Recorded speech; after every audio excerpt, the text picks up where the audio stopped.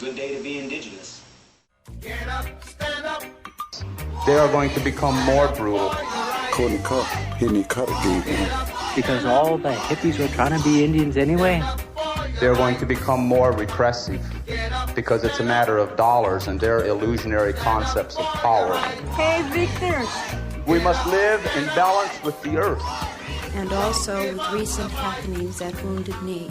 I am awake. Welcome to Native Roots Radio presents I'm Awake, and I'm your host, Wakanja Hade.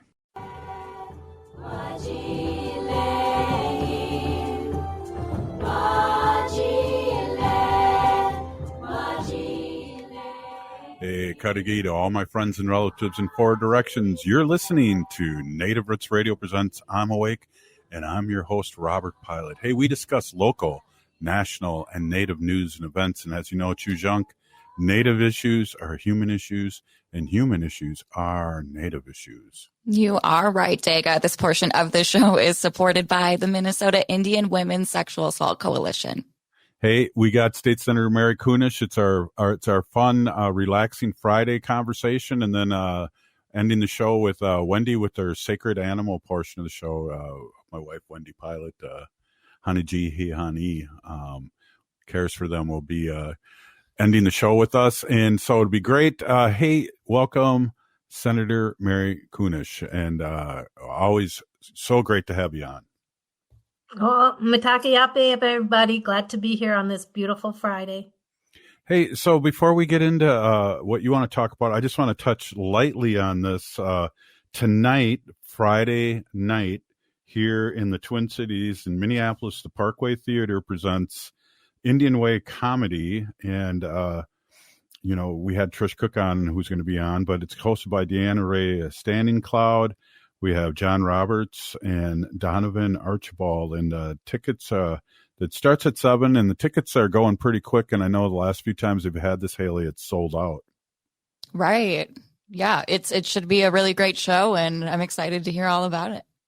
Right on. And State Senator, it's just great that we're still here and we're still doing stuff like this, and having a comedy sellout like this is just awesome. Well, I mean, we always need good comedy. We always need a good opportunity for some relief and good hearty laugh and smiling faces all around us. So from what I understand, Trish is extremely entertaining. And so I hope that all of you that get out there tonight and get to see her and participate in the crowd just have a really, raucous, laughing time and enjoy yourselves very, very well. Right on. Hey, so let's swing into this. There's some stuff that's going on that we'd love to talk to you about, and that one is wild rice. What's going on with the wild rice? Well, wild rice now for decades and decades has really been under threat for different reasons, whether it's, cultivation of the rice outside of Minnesota. And then recently, in the last decade or two, the cultivation of wild rice here in Minnesota, especially near some of our natural rice beds. And, Minoman rice is the sacred food of our Anishinaabe Ojibwe relatives. It's the state grain for Minnesota, and it's a superfood, right? It grows on the water. If we think of the sacredness of the wild rice, there was a premonition by an ancient relative that lived out east, the original Ojibwe Chippewa, and he had a vision that said, you need to move west until you find where the food grows on the waters. Mm-hmm. And when you get there, you'll know, and that's where you stop. And of course, our Dakota relatives were here, and they kind of moved over and made space for them. And it's become, not just a sacred object, but it is also incredibly nourishing for our communities. As when we think back historically on the and I'm just going to say a crap food that the government sent our people, at least they had monomen to nourish their mind, bodies, and soul, let's say. So there's, always been concern around any kind of efforts to or any threats to wild rice, especially here in Minnesota. And last year we had some legislation. There's a research program up north in Minnesota through the University of Minnesota. And they work with some entities that cultivate rice up there. The tribes that, still have the natural grain are concerned about that could affect their grain down the road, the cultivated rice, because, birds and animals come and eat that rice. They wander around, they drop stuff. And the next thing you know, that cultivated rice has either changed the original authentic wild rice or it's taken over. I mean, there's just a lot of concern about preserving it in its natural state. So we at the legislature asked for a report. And the report came out. It's cumulative. Oh my gosh. It is the product of an extensive conversations that in the end provided recommendations on the future of wild rice breeding programs here in Minnesota. And from what I understand, I wasn't in on these discussions. And to quote unquote, revealed that profound cultural, economic, and environmental significance of wild rice, reinforcing the need for careful consideration and action is needed. And they had some key findings that I thought was really interesting. All of the parties involved really stressed biodiversity preservation and the necessity of preserving wild rice's genetic diversity, especially when we look at the threats of climate change. And I mean, look it up here in Minnesota. Do you know that my crocuses are about 3 inches out of the ground? The leaf is. That doesn't happen until when? April? May. Yeah. Anyways. So, and they also wanted consideration around increased yields because we know this is a strong economic force for our tribes up north. They want to point out the cultural sensitivity, especially of any breeding program, and how important it is that tribal involvement and respect for those traditional practices and the cultural viewpoints are stressed, along with a cultural aware approach to it. And then again, they talk about the market demand, and there's a growing market for it, and that cultivated wild rice producers view the breeding program as sustainable means to meet those demands. But the tribes themselves are very, very concerned, as I mentioned. And so one of the things that they also put in the report is the need for persistent issues and communication with the tribes. And the tribes expressed concerns, really strong concerns about inadequate inclusion in decision-making processes, the breeding programs that have popped up, and the lack of representation in those discussions about wild rice. Yeah, there needs to be a protection on this. Like you said, I know nationally this is a thing too, that other states are dealing with this. And if you go on Amazon, you can find Minnesota wild rice, and that's not done by the tribes or anything. And there's Right. no label. So it's an approachment on sovereignty, I do believe. I think a lot of people feel like that. And so the recommendations, they had 4 of them that came out of this report. They suggest that we increase funding for environmental stewardship and conservation, and to prioritize wild rice conservation and preservation efforts, emphasizing the protection of natural stands of wild rice and those unique genetic diversity. Because you know this, but not everybody knows this. All of our different areas have their own unique colors, unique rice, and it tastes different. It looks different. Mm-hmm. Yeah, definitely. We'll talk a little bit more about that in this next segment, and also the political season that's coming up. Hey, we're here with State Senator Mary Kunesh, and this is Native Roots Radio presents I'm Awake. Stay with us.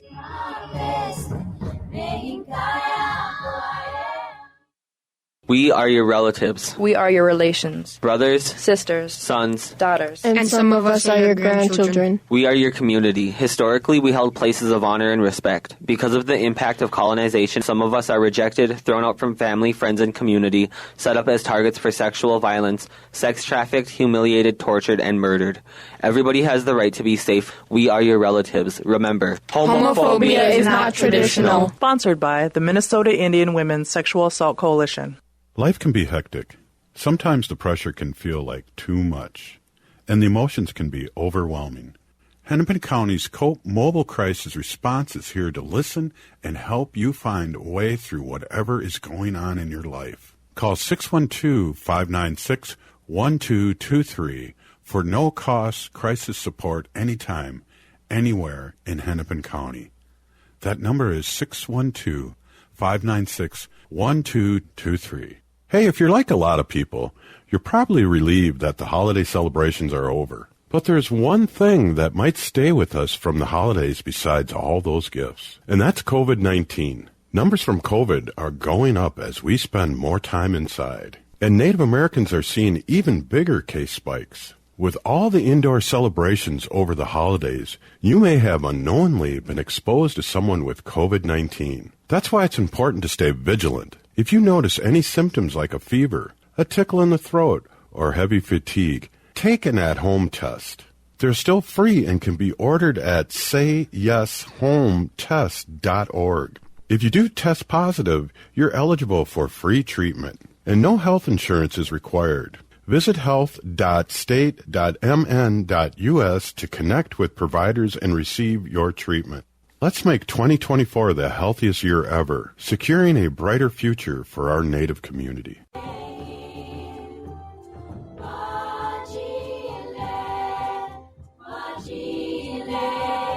Hey, welcome back to Native Roots Radio presents I'm Awake, and I'm your host, Robert Pilot. This portion of the show is supported by J.S. Bean Factory off Randolph Avenue in St. Paul. Only the good stuff keeps us awake. I am awake. Hey, we're here with State Senator Mary Kunesh, and we were talking about what's happening up in the deep north, which we'd like to call it here in the in the Twin Cities. When there's wild rice, I don't know. I just say appropriation, but you can correct me here. It's pretty interesting too that these things that we hold sacred become commercialized and McDonaldized, I guess is one of the ways to put it. But welcome back. Thank you. Yeah. There's just a few more things I wanted to share with you, the recommendations from that report that we received. So we talked about funding environmental stewardship and conservation, but also really the increase in the necessity for effective communication with the tribes. Not just an email or a letter that's being sent, but, really meaningful dialogue, especially around wild rice conservation, cultivation, and breeding programs, and not just invite them in, listen to them, but really take their input and their insights and their decisions should weigh, probably the most when making any kind of decisions. There needs to be strong agreement on anything if they're going to go forward this and not just say, oh, we consulted with the tribes, but then we decided this, because that's how things have happened for way too long. And then they're also suggesting that we temporarily suspend breeding activities. So they feel that more analysis needs to be conducted, and it needs to be conducted with tribal consent and collaboration. It should include a much more robust and definitive research system around genetic drift and impact analysis, because there are genetically modified rice up north. Yeah. And as I was saying, that genetic drift, waterways connect in all different ways. And we need a better understanding of that genetic drift and an impact analysis so that we can make really informed economic, health, cultural, and other kind of considerations. And then there needs to be a lot more education around wild rice and cultivated wild rice, the differences between them, because not all wild rice is the same. And as I was mentioning before we went on break, even the different tribes will argue that their rice is better, and it looks different. It tastes different. It cooks differently. Right. And, a lot of people don't understand that. And there's a huge difference between hand harvested, natural stand rice, and then the culturally, the genetically adapted ones and the commercial cultivated varieties. And, it's not just the food itself or the economic impact, but it's around the cultural significance and the heritage of Minnesota's tribes and their relationship to the rice. And they absolutely should be part of the conversation when it comes to marketing, business competition. California, I think, also is the largest producer of wild rice, but of course that's not natural. And so people don't know the difference between what is naturally harvested rice and what's genetically adapted. So I'm looking forward to learning more about this and hearing more about this. I'm on the Ag Committee in the Minnesota Senate. So I'll for sure be asking our chair, Chair Putnam, to have a hearing on this. We all need to learn more about it and put in those guardrails, the safety nets for our, this sacred grain of ours. Oh, absolutely. And I just have to, I know we want to move on here, but one of the things I'd like to say too is a great example, Mary, is our corn.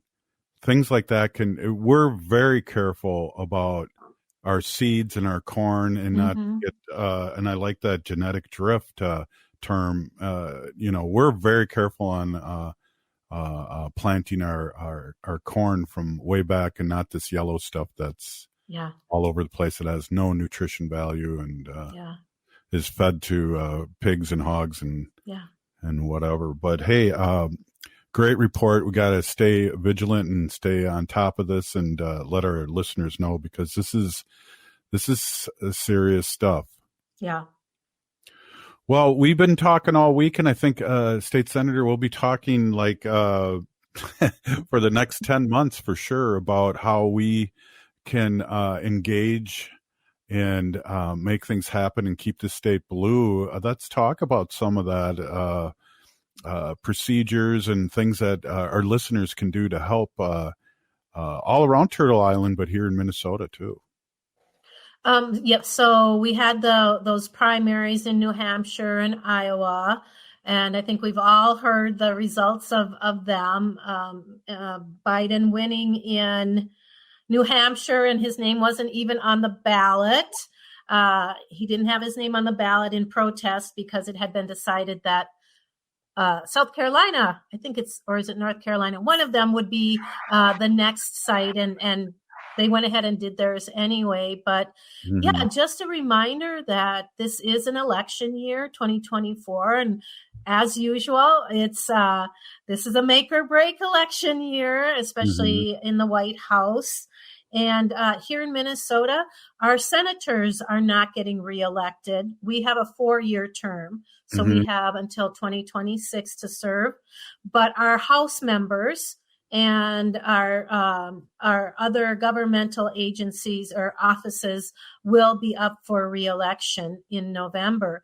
And so I really would encourage everybody to learn more about our election process and absolutely become involved. We just had that presidential primary on this week. But in February, there's another presidential primary day here in Minnesota. That's February 13th. And you can go online to the Secretary of State's office and register in advance for that. And then our presidential primary day, and I mean by our, I mean Minnesota, is going to be in March. And that is, of course, going to be a really important day, like every year it really is. If we have the former president at the helm again, I just don't even know what we'll look like in 4 years. So, right. And then starting in June, at the end of June through mid-August, you can vote in person or mail for those primary elections. So we have congresspersons, a lot of different offices are up for election. And then come July 23rd, you can begin to register for the election day primary. And that primary day for elections is August 13th. And then, of course, we have election day on November 4th, but you can begin voting by September 20th. And you can register early starting October 15th. So we'll keep you posted, but we have the U.S. president, U.S. senators, U.S. representatives. Those are the ones out in Washington, D.C. Mm-hmm. And then we have our state representatives and our judicial seats are open. And then many of our municipalities have city offices, school boards, township offices. And there's, I'm sure we will have a few ballot questions on our ballot. And by that, I mean, these are things that might be like a constitutional amendment to our Minnesota Constitution. For example, the ERA, Equal Rights Amendment.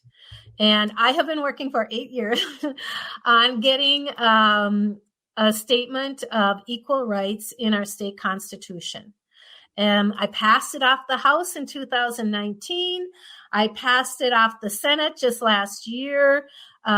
This year, the House will need to vote it off. And then once that happens, we will put that on the ballot in November for Minnesotans to decide, should we have this equal rights statement in our state constitution? And polls show overwhelmingly Minnesotans say yes. Yes. So one of the questions Haley had at some time this week, I do listen to your questions, Haley. And do you remember it was about voting? Your question was about voting early? Yes. So people can vote early, I think is what you said, Mary. When was the date again? Yep. You can begin, people can start registering in advance. So you can get out there and register to vote starting October 15th. And then starting September 20th through November 4th, so right up to Election Day, you can vote by mail or in person. And then, of course, Election Day is also very, very important. Absolutely. Right. And I don't know, this year, a lot of times I'd like to, depending if I'm in town, but for sure, I like to go in there and vote and see how many people are voting and feel the excitement and get my sticker. But also in years past, too, Wendy and I have voted early, too, down on Plato in St. Paul. So there's many ways, and I'm sure we'll keep talking about it. Hey, this is Native Roots Radio Presents I'm Awake, and we're here with State Senator Mary Kunesh and my Chujunk, Haley Cherry. We'll be right back after this short break, Haley. Stay with us.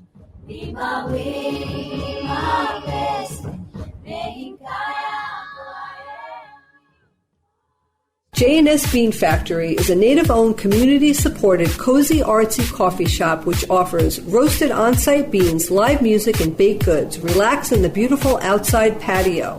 City Pages writes, voted top 10 coffee shops. Tucked into a quiet corner of St. Paul's Highland Park neighborhood, this coffee shop roasts beans on-site from the best coffee-growing countries in the world. Located at 1518 Randolph Avenue, St. Paul. The good stuff. Minnesota has the only original wolf population in the continental United States. And 80% of Minnesotans believe the wolf should be protected. Howling for Wolves is asking Minnesotans to respect our true wildlife manager, the wolf. Their survival is critical to our ecosystems, our communities, and even our economy. As highly intelligent animals with strong social bonds, Minnesota wolves deserve to be protected and admired. Learn more at howlingforwolves.org. Let's live and let howl. The city of Minneapolis is now on Native Roots Radio with Minneapolis AIR. AIR stands for American Indian Relations. Guest host Christine McDonald talks to people about important things affecting the city's Native communities. Minneapolis AIR dives into topics like public safety, public health, elections, and so much more. Tune in to Minneapolis AIR on Native Roots Radio from 5 to 6 p.m. on the second Wednesday of every month, right here on AM 950. As we pack away the ornaments and bid farewell to the holiday season, it's time to unwrap the gift that keeps on giving, getting protected by a COVID-19 vaccination. This is your chance to make a difference, especially as our Native communities face higher COVID numbers. Those higher numbers underscore the need for collective action. So answer the call and get vaccinated. The latest vaccines are not just authorized, but they're proven effective against the current variants. This is extra protection even if you've already had previous vaccines, since previous vaccines will eventually wear off. Plus, the new shots are FDA approved for ages 6 months and up. A COVID vaccine is not just a shot. It's a pledge to safeguard the wisdom and stories handed down by our elders. So join the movement, get vaccinated, and make 2024 the healthiest year ever, securing a brighter future for our Native community. For more information, including details about clinics offering free vaccines, visit vaccines.gov. The city of Minneapolis is now on Native Roots Radio with Minneapolis AIR. AIR stands for American Indian Relations. Guest host Christine McDonald talks to people about important things affecting the city's Native communities. Minneapolis AIR dives into topics like public safety, public health, elections, and so much more. Tune in to Minneapolis AIR on Native Roots Radio from 5 to 6 p.m. on the second Wednesday of every month, right here on AM 950. End-of-life decisions are not easy to make. Hi, I'm Mary T. of Mary T. Hospice Care. It's important to make sure that this difficult time is meaningful and comforting to you and your loved ones. Our hospice team provides an individualized program of physical, emotional, spiritual, and practical care so your loved one is comfortable and not in pain. At Mary T. Hospice, we understand that choosing the right hospice care provider can be overwhelming, but we're here to assist you. Learn more today at marytinc.com.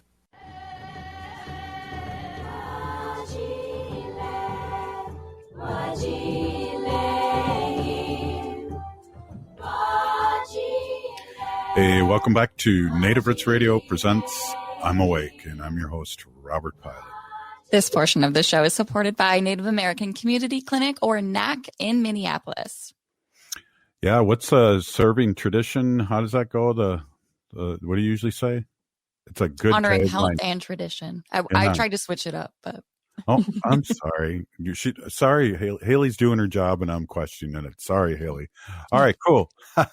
Hey, we're here with State Senator Mary Kunesh, and again with Haley Cherry, the producer here of Native Roots Radio, and we're talking about. Well, I'd like to talk about not only importance, but also how I kind of see it, State Senator, is that we talk about this, and we've been talking about this all week. With we had Ruth Buffalo on and Heather this week, and we were talking about firing up the Sunday symposium again too, which really was a great check-in for all our Native leaders and Native people across Turtle Island, and that you were on every week for months and months, and it just was a really good feeling to see how people were doing across Turtle Island. But one of the things that we're hearing now is that people are afraid of what could possibly be another Trump presidency. And I guess what I want to say is that we are like we did down in the when we did the Sunday symposiums, we outnumber them, and we need to stay vigilant, and we need to,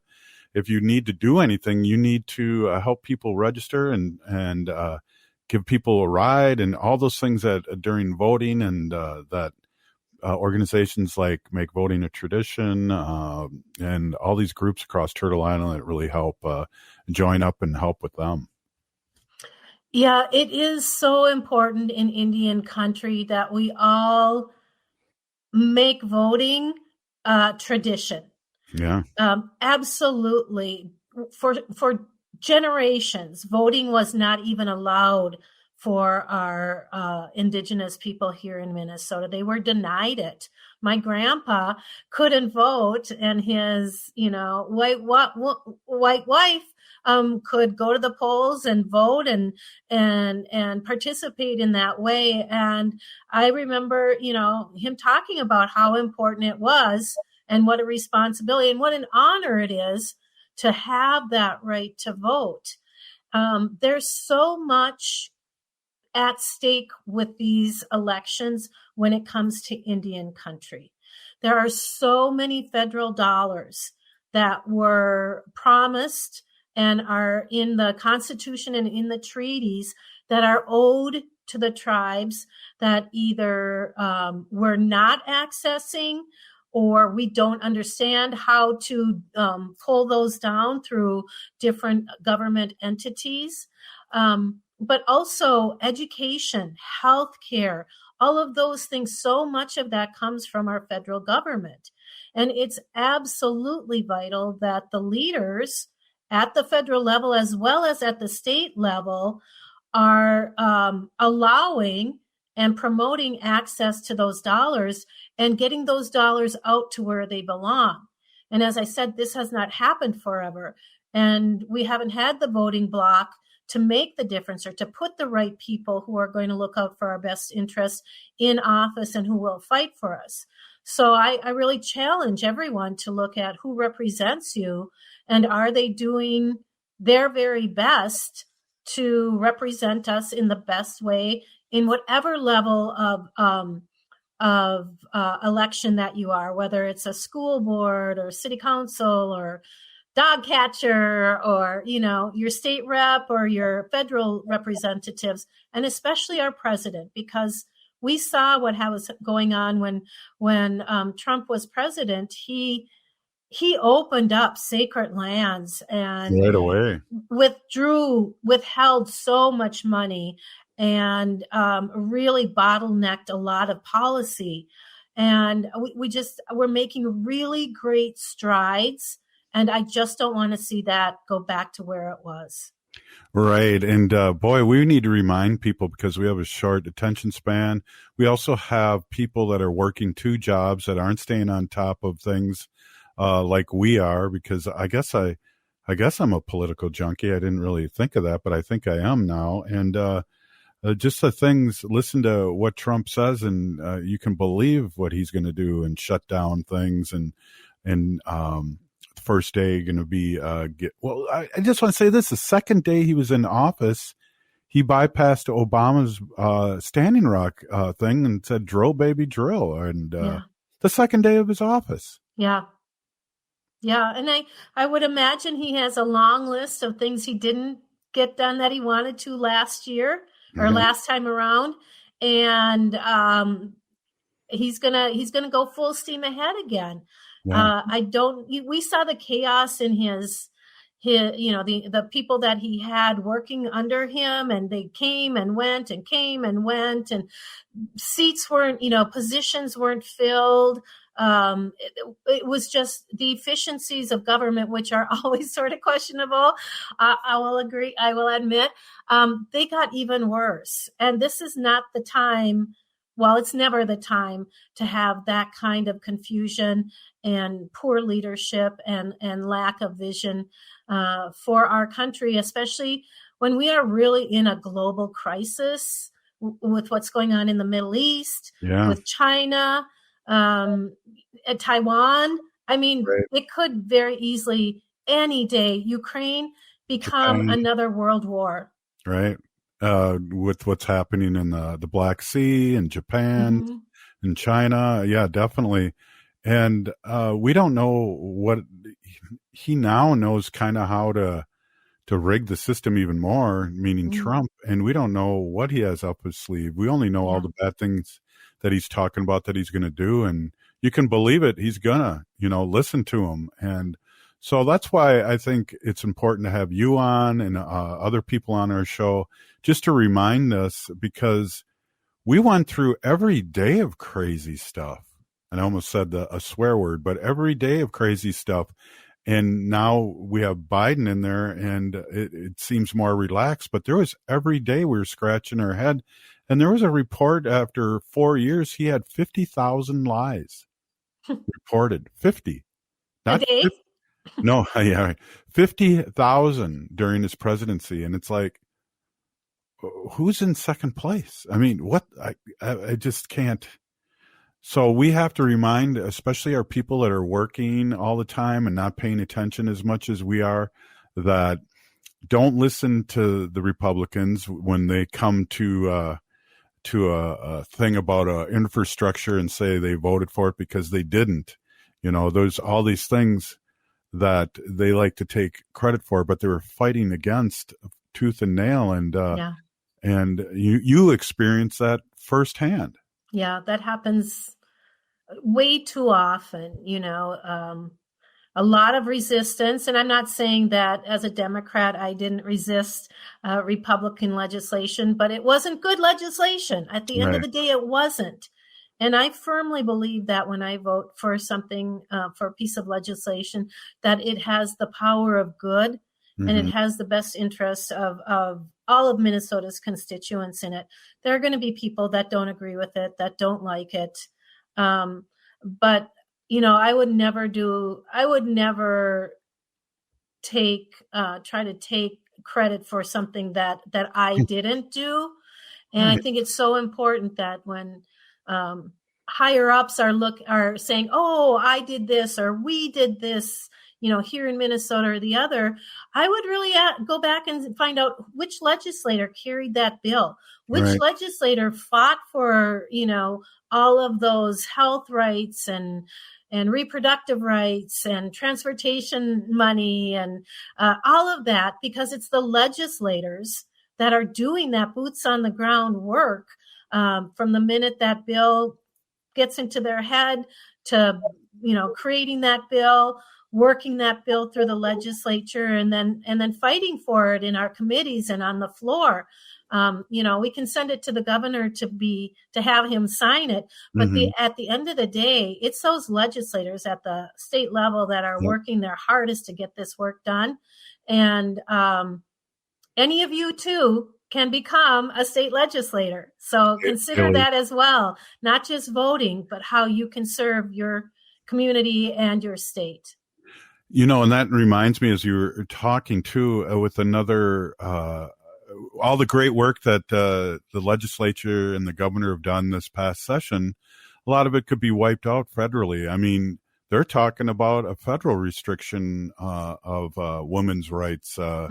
And that's for real. We got these people that don't want you to have pictures up of, something they don't agree with, but then they're ramming Christianity down our throats, and that abortion's bad and you're bad and you're going to hell. And it's just like, it's not an even playing field when you listen to these guys. Yeah. I even worry that ICWA would come back up on the docket after we fought so hard for that. And we're still, we passed our own Minnesota Indian Family Preservation. We updated it last year and we bolstered it just with that, because of that threat. And then this summer, that incredible work group led by Rebecca McConkey Green went through it again and are working to continue to update all of that. But there are states that don't have that in place. And I really, really, really worry about Indian child welfare across our country should somebody else getting into that presidency and the judges and the judicial branch that they create. Well, and that's another good point too. We're going to have a few Supreme Court judges coming up too. I do believe in the next cycle too. So that's another thing. What happened the last time? They wouldn't let Obama pick his judge because it was a year before he was ending his presidency, but yet Trump was trying to, the last weeks of his presidency ram through a Supreme Court member. So again, double-edged sword here. Yep. Well, State Senator, thank you so much. Wow, what a lot of great information. That's keep engaged. That's keep working in a good way, and things will happen in a good way. Thank you so much for being on, as always. Yes, absolutely. Take care, everybody. All right. Hey, that was State Senator Mary Kunesh, and this is Native Roots Radio presents I'm Awake, and up next, Wendy with our Sacred Animal section. Stay with us. Good one. Oh,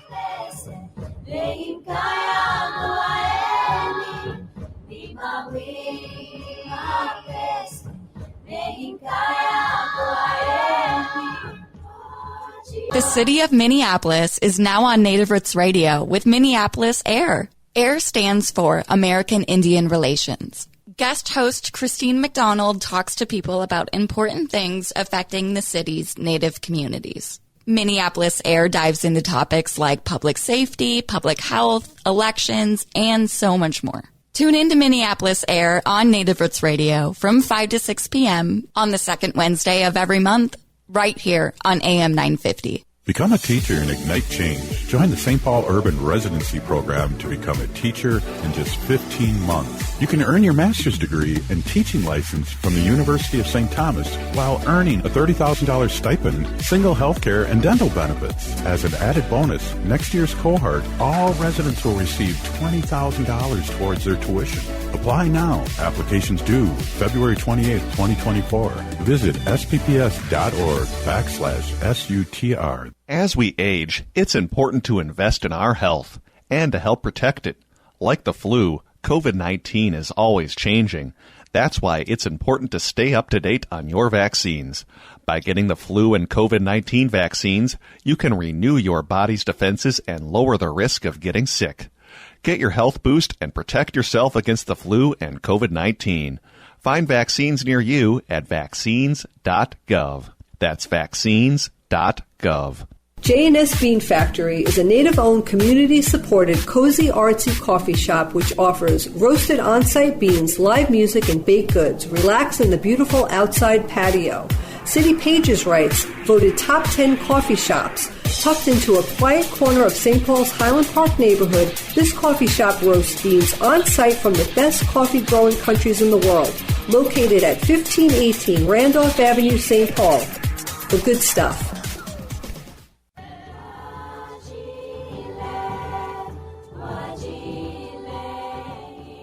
Hey, welcome back to Native Roots Radio presents I'm Awake, and I'm your host, Robert Pilot. This portion of the show is supported by Howling for Wolves, protecting wolves for future generations.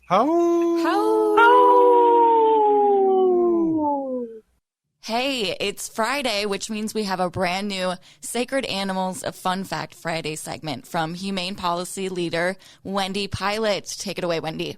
Thank you, Robert. Thank you, Haley. Hey, everybody. My name is Hanajihi. That means cares for them. I was given that name by my Dega Curtis. Curtis goes by Mashke Hanajinga.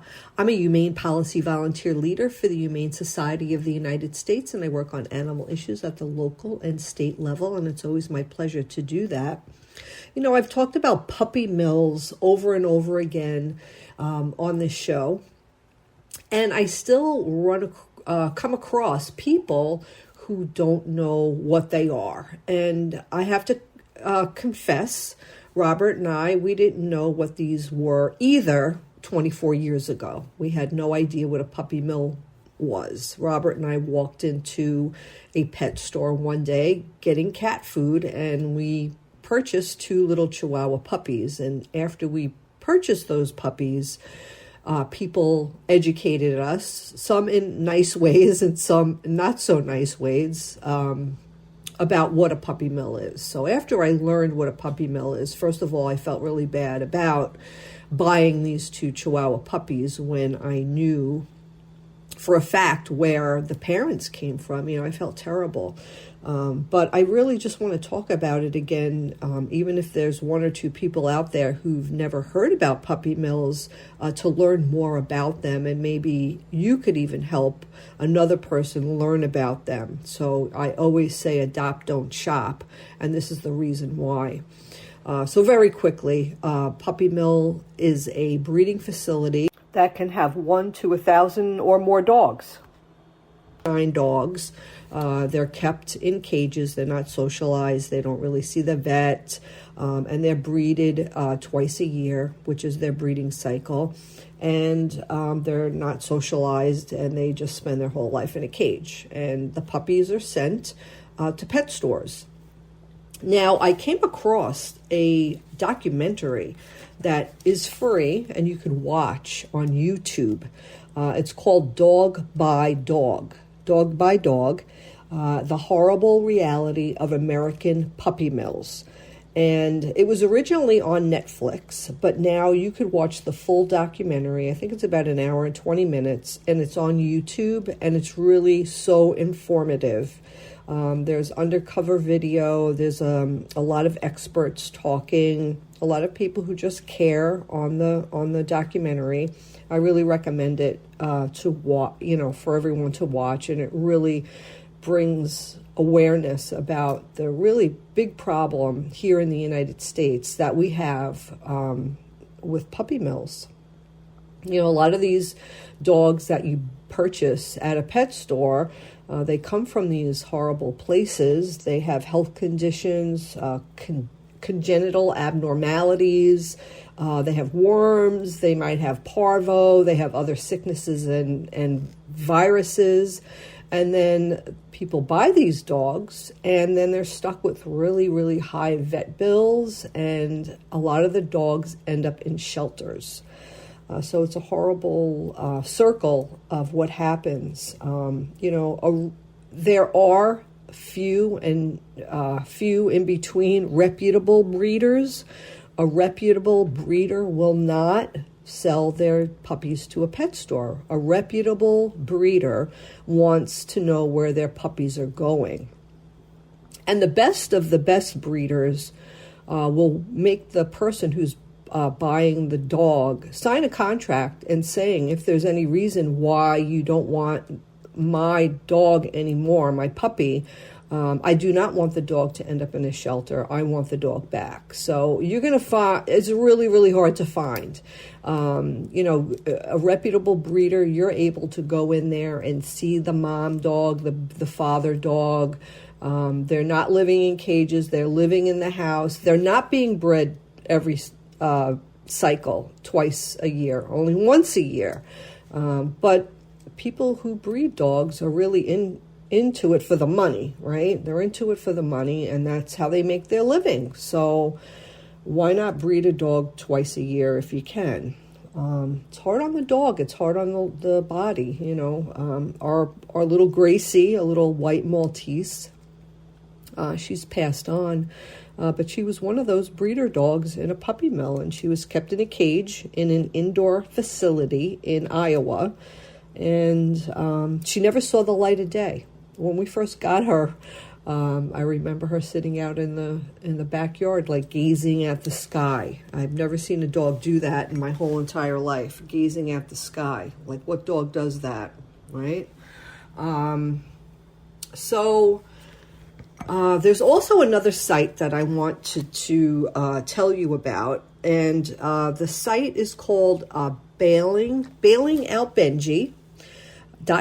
So bailingoutbenji.com. And I love this website. So you could go on there and you could click on whatever state you want in the United States. And they have a map of where each puppy mill is. And they have a key to, you could find out how many dogs are in each puppy mill in that state. So I have Minnesota up right now, Minnesota puppy mills. And here, let me just bring this up. It just take me a second. And it'll say they have a key, like the green dot will tell you it's 0 to 49 dogs. The red dot is 50 to 149. The blue dot is 150 to 249 dogs, and so on and so forth. And then the pink dot is 1,000 plus dogs in a puppy mill. Now, the most concentrated amount of puppy mills in Minnesota is in Winona. A lot of them are smaller, on the smaller side. They have up to 49 dogs each. But then they have another 2 more puppy mills that have between 50 and 149 dogs. That's quite a few dogs to have and to take care of. And, when, just like a factory farm, when you have chickens or pigs or cows and they're kept in conditions where they're close together, it's a breeding ground for bacteria and illnesses and sicknesses, and it's just terrible. So I'm just going to go through here a little bit. Let's see here. So we are in, let's see, Hennepin County, Wright County, Carver, Scott, Dakota. I don't see any puppy mills there. Rice County does. They have quite a few. And they have pet stores that sell puppies, so we want to get rid of those as well. Cass Lake, we have Polk. Up north, Becker. They all have puppy mills. Redwood, Cottonwood, Murray, Nobes, Jackson. You could go on this list and find out and see how many dogs. There's also cat breeders, too. Stearns County has cat breeders. It's the same type of operation, except there's cats, and the cats and kittens are sold to pet stores, and you could buy them online and so forth and so on. So I just want everyone to get have awareness that there are puppy mills. There's many, many, many in the United States, and you could Google it by going on bailingoutbenji.com. And also check out that documentary, Dog by Dog, The Horrible Reality of American Puppy Mills, and you could find that on YouTube. Hope everybody has a great weekend, and thank you very much, Haley. Thank you, Robert. Back to you. Thanks, Wendy. All right. Hey, if you're listening to the show, you're part of the resistance. We're still here. We are the 7th generation. And free Leonard Peltier now.